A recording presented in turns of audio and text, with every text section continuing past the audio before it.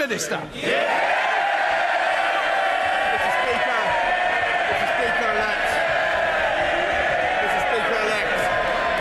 Mr. Speaker-elect, I'm sure the whole House will join me in sending our condolences to the families and friends of Jack Merritt and Saskia Jones, murdered in the terrorist attack near London Bridge during the election campaign. And we pay tribute once again to the emergency services and to the members of the public for the bravery they showed. Mr. Speaker, and congratulating you on your office and congratulating the honourable right member for Wigan who's just spoken, I want to say, I don't know about you, Mr. Speaker-elect, but as you survey this House from your eminence, you still Speaker-elect, from your eminence, Mr. Speaker, with the characteristic beam that has brought you such deserved popularity, Mr. Speaker, I don't know what you think, but I mean absolutely no disrespect to those who are no longer with us, Mr. Speaker, but I think that this Parliament is a vast improvement on its predecessor.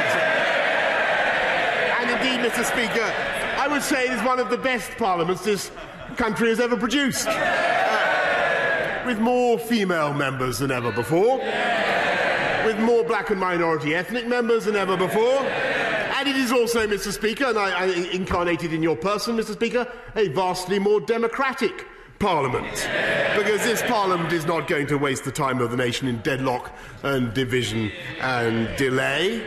On Friday of this week, this Parliament is going to put the withdrawal agreement Friday in the pop tipping, as we say in Wales, and then this new democratic Parliament, this People's Parliament, is going to do something, Mr. Speaker. Mr. Speaker, one of you can guess what it is this Parliament is going to do. What is it going to do? Mr. Speaker, not paying attention. Mr. Speaker, I wonder if you can guess what this Parliament is going to do once we put the withdrawal agreement back. We're going to get Brexit done, Mr. Speaker. I think even your parrot, Mr. Speaker, would have been able to cite that one by now. And we are going to be able to get on with delivering on the priorities of the British people, transforming the NHS, investing massively in education, in police, uniting and levelling up across the country and across the whole UK. And it's my belief that most honourable members in this House believe we should resist the calls of those who would break up the United Kingdom. And as the Parliament of the United Kingdom, we should politely and respectfully defend that partnership and that union. And I can tell the House that after 3.5 years of wrangling and division, we in this government will do whatever we can to reach out across the House, to find common ground, to heal the divisions of our country, and to find a new and generous spirit in which we conduct all our political dealings with one another that will last beyond this immediate season of Christmas goodwill. And in that spirit, Mr. Speaker, I congratulate you once again on your election, and I look forward to months and years ahead under your guidance. Can I call the Leader of the Opposition, Right Honourable Jeremy Corbyn? Thank you, Mr. Speaker. Can I join the Prime Minister in remembering the horror of what happened on London Bridge less than 3 weeks ago? It's the third time in the last two general election campaigns we've witnessed these appalling and depraved terrorist attacks on our communities. And our hearts must go out to the families of Saskia Jones and Jack Merritt. And when the Prime Minister and I attended a memorial event at the Guildhall, I had the honour of meeting many of the students that had been at college with Jack, and they were just devastated. And in his memory, they wanted his work and his message to carry on. And I think we should remember the very good words of his father, David, about how proud he was of his son on that day. That attack was an attempt to damage our democracy, to halt the process. It didn't succeed, and it never should succeed, because we have to make sure that our democracy is fully intact. Mr. Speaker, I would like to offer my congratulations to the Prime Minister on winning the election and being returned to office.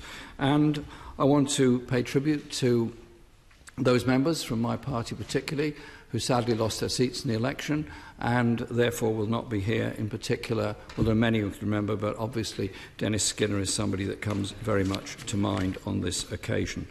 And the Prime Minister in the campaign made many, many promises and therefore has tremendous responsibilities to live up to. He'll be judged on whether he keeps those promises or not by the communities that he's made them to. Our job in the Labour Party will be to hold this government to account and stand up for the communities that we represent and for the more than 10 million people that voted for our party in the general election, because that is what parliamentary democracy is about, holding government to account and representing the people that have sent us here on their behalf. Can I also, Mr. Speaker-elect, offer my congratulations to the honourable member for Worthing West on taking up his position of Father of the House. I first encountered him in the Woolwich West by-election in 1975. I was a trade union organiser at the time, and I made a very strong recommendation to all of my members of the union that they should vote for the Labour candidate and not him. Some of them went to see him and came back, and it was really quite embarrassing. They said, "He seems such a very nice man. We might well vote for him." So I don't want to further tarnish his reputation by saying that some years ago, whenever I was trying to get an all-party consensus together on an early day motion, sometimes a difficult task, he would often give it a Conservative character by supporting such moves. I want to thank him for that and wish him well as Father of the House. Can I take this opportunity to welcome all newly elected members to the House? It is a very daunting day for them, first day to be elected here on behalf of your constituents and all the responsibility that goes with it. There is no greater honour than to be elected to this House to represent your constituents. And one of the greatest strengths of our political system is that every one of us represents a community. Every one of us has a constituency. We're there to represent the homeless and the desperate, as well as those that are better off and lead more comfortable existences. We are there to represent all of them, and that surely ought to be the watchword of our House and our democracy. This is the first time a majority of Labour MPs are women, and I congratulate all of them that's been elected. And 20 of the 26 newly elected Labour MPs are women, something that compares rather favourably to the performance of the Conservative Party in this election. It's all right. This is also, Mr. Speaker-elect, the most diverse Parliament in history, and I'm proud that 41 of the 65 black and minority ethnic MPs are on the Labour benches, and I know they will do a fantastic job representing their constituencies and wider community interests. And finally, Mr. Speaker, I want to offer my warmest congratulations to you as you resume your place in the Speaker's chair. It's great to see you back. Your role goes beyond the pomp and the ceremony, and that's something you very well understand. And I'm keen to work with you, as many others are, on all the other issues facing this House. This House can't function without member staff, House staff, security, administration, caterers, cleaners and officials that do so much good work here. They all make a contribution to ensure our democracy functions properly. But there's also enormous pressure on MPs, on staff and many others, and I know that you take very seriously the mental health and well-being of all of us, and I hope in this House we will ensure that that is the case. Can I just conclude, Mr. Speaker, with this? In your House, there are portraits of many of your predecessors. Indeed, all of your predecessors have portraits all around there. And one of the most famous is, of course, Speaker Lenthal, who resisted the autocracy of Charles I in support of the freedoms of Parliament. Our democracy needs you, Mr. Speaker, as a Speaker who will stand firm against abuses of power by the executive or by anybody else. In doing so, you're not just defending the rights of this House, but the rights of millions of people who put their faith in a democratic system to elect a parliament and therefore a government that is answerable to them. Our rights and freedoms are always precious, but also often precarious. Democracy is not a given. It's something we have to extend and defend. And I'm sure you, in your role as Speaker-elect and hopefully Speaker very soon, will do exactly that. I congratulate you on your election and look forward to working with you.